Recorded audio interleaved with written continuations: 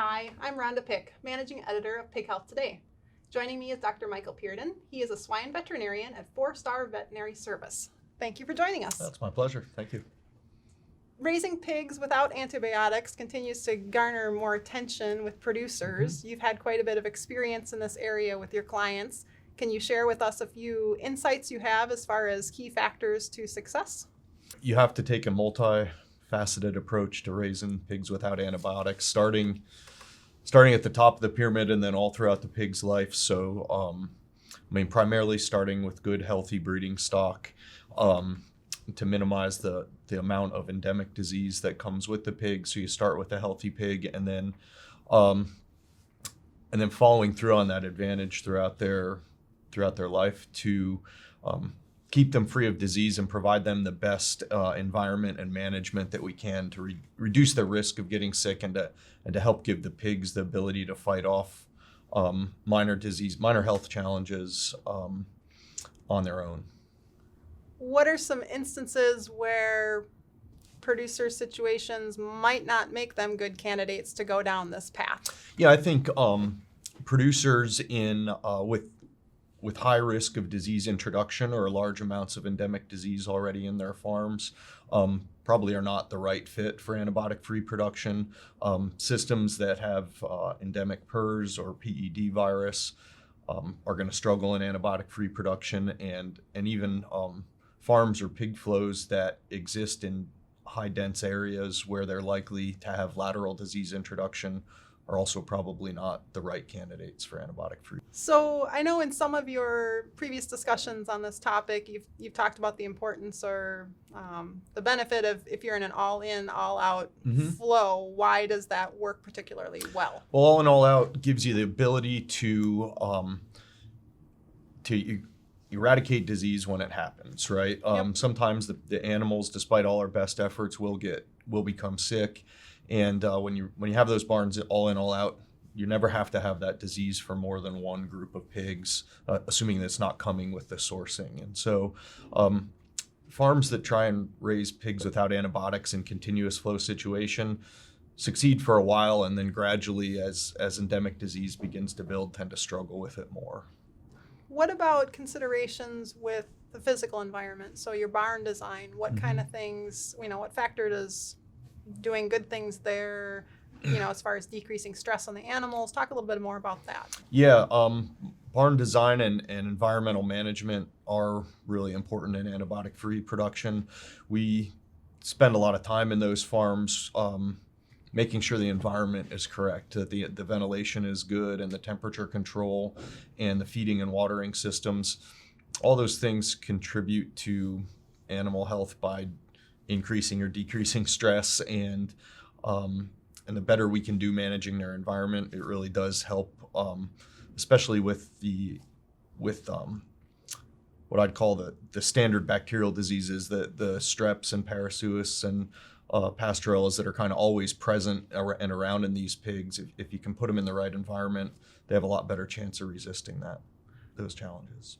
What about some ingredients for success when you're thinking about vaccination programs and maybe the importance of vaccination in general in that type of environment? Yeah, if you're trying to raise pigs without antibiotics, then you need to at least consider vaccinating for disease challenges or pathogens that you're otherwise typically controlling with antibiotics. So, for instance, ileitis is a disease that can be controlled effectively through medication in the feed and commercial flows, but in antibiotic-free production, we really got to use vaccine for that to control it. And generally speaking, we probably use more vaccine technology in antibiotic-free production because that's one of the biggest tools in the toolbox. And without the ability to treat disease when it occurs, prevention is just a lot more important.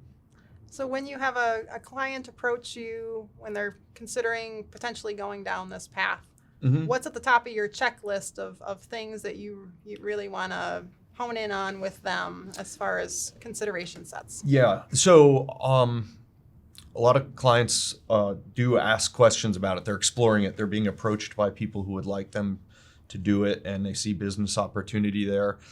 So kind of the standard discussion is, First of all, just is your herd as it is today really good candidate? Meaning, what's your disease profile? And also, to the point about all-in, all-out production and stuff, what's the flow look like? Is your current pig farm setup and pig flow appropriate for antibiotic-free, or would you have to consider reworking that in order to really have good success?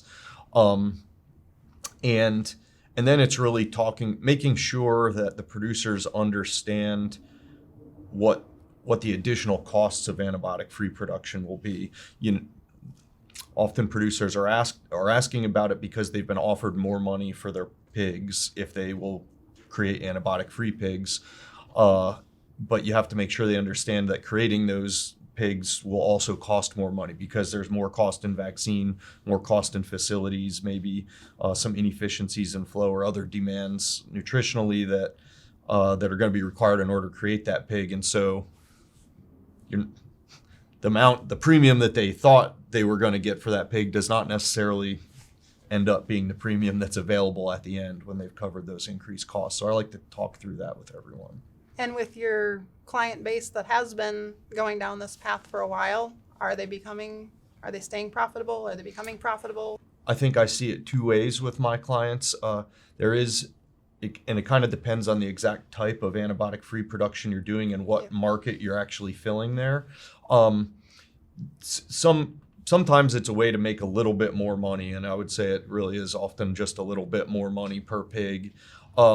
A lot of producers, at least that I work with, are doing it as much to find a niche that allows them to remain relevant in the modern industry, more so than trying to chase additional profit, I think, especially for smaller operations and owner-operators. This is a niche that they can get into that finds them a home in the modern industry because they're able to do something that's maybe a little more intensive than the bigger players. And do you anticipate that trend going towards more growth in this area?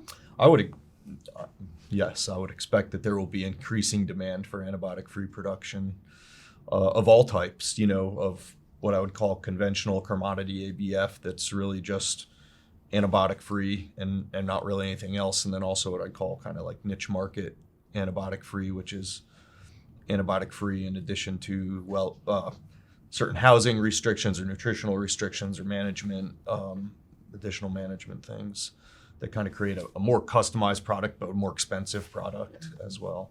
If you had a crystal ball, you're looking into it, what do you see as future challenges that maybe we aren't considering right now that we will have to address in the future? Well, as the demand for antibiotic-free production grows, and I think it will continue to grow, especially in the commodity space. Increasingly, big purchasers of commercial pork in the United States will want it to be produced without antibiotics.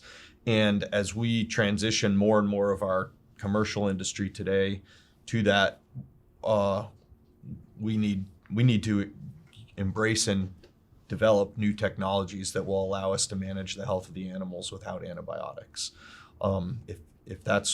If our goal is to produce a lot more pigs without antibiotics at all, we're going to need more technology to probably get that done, I would expect.